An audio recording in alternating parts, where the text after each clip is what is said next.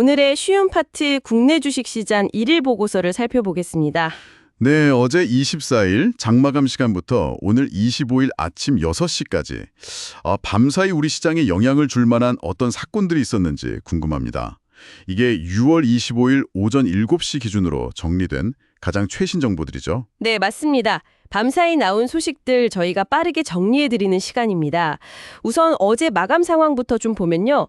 코스피가 3,103.64로 2.69% 올랐고요. 와, 많이 올랐네요. 네, 코스닥도 800.93, 2.06% 상승하면서 아주 강한 모습을 보였습니다. 특히 외국인이랑 기관 매수세가 눈에 띄었는데요. 그렇죠. 자, 그럼 어떤 요인들이 이렇게 시장을 끌어올렸는지 대표적인 상승 요인 3가지부터 알아볼까요? 네, 구독자님들께서 가장 궁금해하실 부분일 텐데요. 첫 번째, 상승 요인. 역시 그 중동 지역의 지정학적 위험, 이게 크게 줄었다는 점입니다. 아, 중동 문제요? 네, 트럼프 미국 대통령이 이스라엘하고 이란 간의 전면 휴전 합의를 발표했어요. 그러면서 이제 전쟁이 더 커질 수 있다, 이런 우려가 확 줄어든 거죠. 그렇군요. 네, 키움증권 분석을 보니까 이런 불확실성이 해소된 게 투자 심리를 되살리면서 아주 강력한 반등의 계기가 됐다고 하더라고요. 위험자산 선호 심리가 좀 살아난 거죠. 아, 중동에서의 좋은 소식이 투자자들 마음을 좀 놓이게 했군요. 그럼 두 번째 요인은 뭐였을까요? 두 번째는 역시 반도체 업황 회복하고요. 또 인공지능 AI 관련 정책에 대한 기대감입니다. 아, 반도체랑 AI. 네, 특히 SK 하이닉스, 그 AI용 고대역폭 메모리 HBM이라고 하죠. 이 수요가 늘면서 주가가 장중에 9% 넘게 급등했어요. 와, 9%나요? 네, 그래서 시가총액이 200조 원을 넘기도 했고요. 삼성전자 주가도 같이 좋았습니다. 아하. 여기 이제 정부가 AI 산업 키우고 반도체 지원하는 정책 펼 거다, 이런 기대감까지 더해진 거죠. HSBC 같은 외국계 증권사에서는요, 이 AI 반도체가 한국 증시를 구조적으로 다시 평가하게 만드는 그런 요인이 될 수 있다, 이렇게 보고 있어요.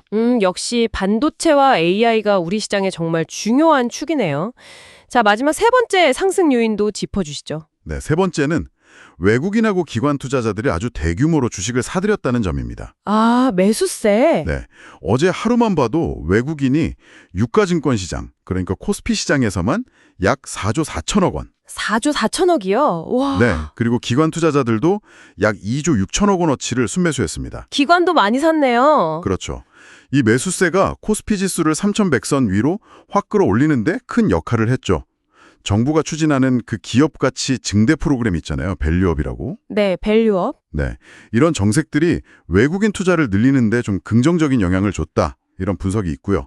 시티그룹이나 JP모건 같은 데서는 이제 세계 투자자들이 한국 시장을 다시 좀 신뢰하기 시작했다, 뭐 이런 시각도 내놓고 있습니다. 정리해보면 그 중동 문제 해결이라는 외부적인 호재하고 또 반도체 AI라는 내부 성장 동력, 그리고 외국인과 기관의 적극적인 매수까지 여러 긍정적인 요인들이 정말 동시에 작용한 거군요. 그렇습니다. 그 지정학적 불안감이 사라진 것, 그리고 반도체랑 AI라는 성장 엔진이 다시 힘을 내는 것, 또 외국인하고 기관 자금이 확 몰려든 것, 이 세 가지 요인이 복합적으로 작용하면서 지수를 아주 강하게 밀어올렸습니다. 네. 특히 그 외국인들의 매수 같은 경우는요, 이게 단순한 단기 흐름을 넘어서 한국 증시의 어떤 구조적 변화, 밸류업 같은 거요, 여기에 대한 기대를 담고 있는 신호다, 뭐 이런 해석도 가능합니다. 하지만 구독자님, 시장에 오르기만 하는 건 아니죠. 좀 주의 깊게 봐야 할 하락 요인들도 있었을 텐데요. 어떤 점들을 주목해야 할까요? 네, 맞습니다. 한 3가지 정도 살펴볼 수 있겠습니다. 첫째는 개인 투자자들의 매도세입니다. 아, 개인들은 팔았군요. 네, 외국인하고 기관이 살 때 개인 투자자들은 반대로 팔았어요. 코스피 시장에서 약 6조 4천억 원, 코스닥 시장에서도 약 2조 원어치를 순매도했습니다. 와, 규모가 상당하네요. 그렇죠. 최근에 주가가 좀 오르니까 이익을 확정하려는 그런 움직임으로 보입니다. 이것 때문에 일부 종목에서는 주가 변동성이 좀 커지기도 했고요.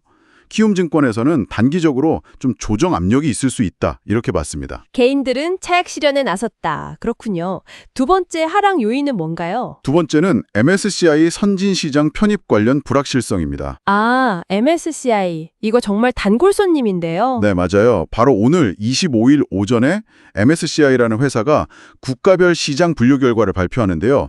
여기서 이제 한국이 선진시장 편입 관찰 대상국, 여기에 포함될지 이게 관심사거든요. 그렇죠. 근데 아직도 외국인들이 원화를 좀 쉽게 거래할 수 있는 역외 시장이 부족하다. 뭐 이런 외환 시장 관련 문제가 계속 지적이 되고 있어요. 외환 시장 문제. 네. 그래서 하나증권 같은 데서는 이번 편입 가능성을 50% 미만으로 보기도 했고요. 만약에 이번에도 편입이 안 되면 좀 실망감에 주식을 파는 움직임이 나올 수도 있습니다. 아, MSCI 편입 문제는 정말 오래된 과제네요. 자, 마지막으로 주목할 하락 요인은 어떤 게 있을까요? 마지막은 국제 유가가 급락한 거하고요. 미국 중앙은행이죠. 연방준비제도, 연준이 기준금리를 동결한 점입니다. 유가랑 미국 금리요? 네. 그 중동 휴전 합의 소식 때문에 서부 텍사스 산원유, WTI 가격이 3%나 뚝 떨어졌어요. 아, 많이 내렸네요. 네. 이게 이제 정유주나 화학주 같은 에너지 관련 주식에는 좀 부담이 될 수 있겠죠. 그리고 또 미국 연준이 기준금리를 또 동결하면서 시장에 돈이 더 많이 풀릴 거다 이런 기대감을 좀 낮췄습니다. 기획재정부에서도 미국 통화정책 방향이 여전히 좀 불확실하다 이렇게 언급을 했고요. 그러니까 개인 투자자들의 매도, 또 MSCI 편입의 불확실성, 그리고 국제 유가 하락이나 미국 금리 동결 같은 이런 외부 변수들이 부담 요인이었다 이렇게 정리할 수 있겠군요. 맞습니다. 개인들의 차익 실현 매물, 이건 단기적인 시장 내부 압력이고요.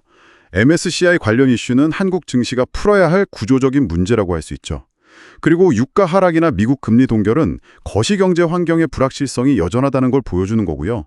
비록 어제 상승세가 강했지만 이런 요인들은 앞으로도 시장에 계속 영향을 줄 수 있는 잠재적인 위험 요소라고 할 수 있겠습니다. 네, 알겠습니다. 그럼 마지막으로 어제 시장을 움직였던 상승 요인과 하락 요인을 간단하게 다시 한번 정리해 주시겠어요? 네, 상승 요인으로는요. 첫째, 중동 휴전 합의로 인한 위험 감소. 둘째, 반도체 및 AI 산업에 대한 기대감. 그리고 셋째, 외국인과 기관의 대규모 순매수가 있었습니다. 네. 반대로 하락 요인으로는 첫째, 개인 투자자들의 차익 실현 매도. 둘째, MSCI 선진시장 편입 관련 불확실성.